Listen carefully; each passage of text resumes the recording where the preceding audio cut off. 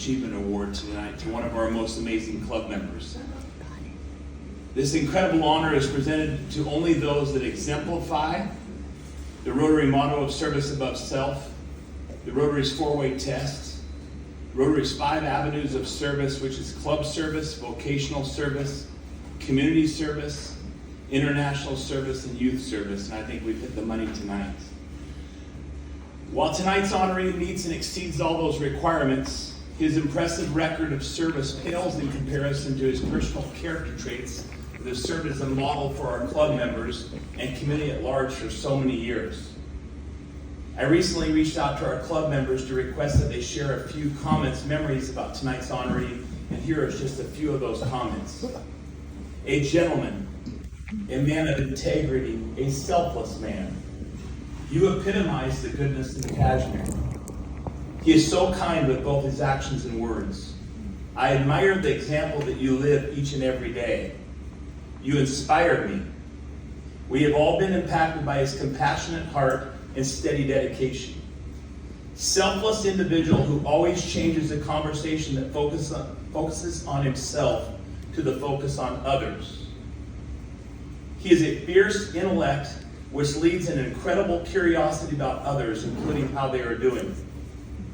He exemplifies the kind of community member that makes Kashmir such a special place. We've all been touched by his compassionate heart and steadfast dedication. He's a loving, kind, dedicated husband and family man, and I want him to know that several people cited his unconditional love and support for his wife of many years as her health waned. It truly showed who you are. Such incredible testimonials that speak volumes about the person that we are here to honor tonight. In addition to his strong character and admirable personal traits, his record of service is just as impressive. Since joining Rotary in 1960, 64 years ago, this club member has truly lived the motto of service above self at both the local and international level his entire life. Following graduation from high school in 1944 in the wheat fields of Iowa, he demonstrated his commitment to service at an early age by enlisting in the Navy and then later in the Army, where he was stationed in Germany as an Army doctor. After serving his country, our honoree and his wife moved to Kashmir, Washington in 1955 to become a partner with Dr. Connor at the local medical clinic.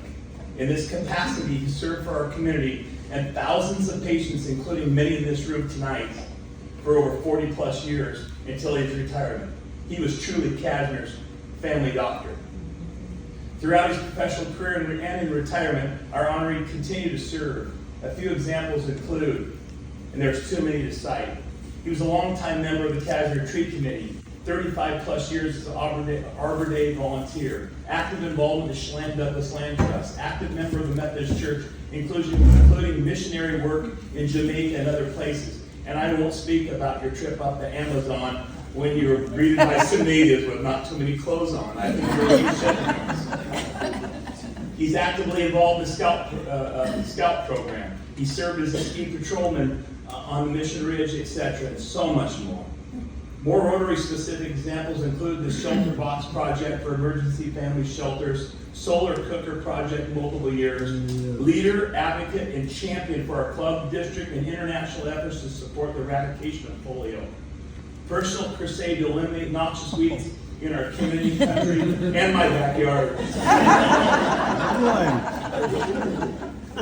Countless club projects, highway cleanups, Rotary booth, etc. He's always been there.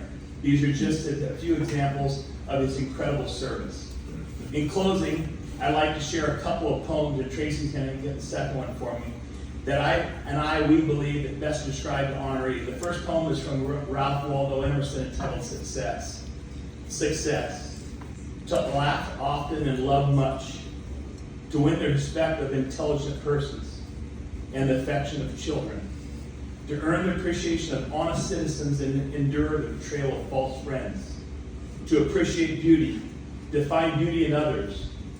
To leave the world a bit better. Whether by a healthy child, a garden patch, or redeemed social condition. To have played and laughed with enthusiasm and sung with exultation. To know even one life has breathed easier because you have lived. This is to have succeeded.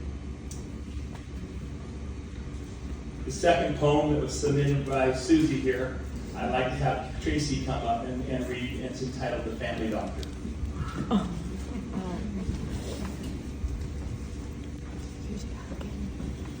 Okay, this is The Family Doctor by Edgar A. Guest. I've tried the high-tone specialists who doctor folks today. I've heard the throat man whisper low, "Come on now, let us spray."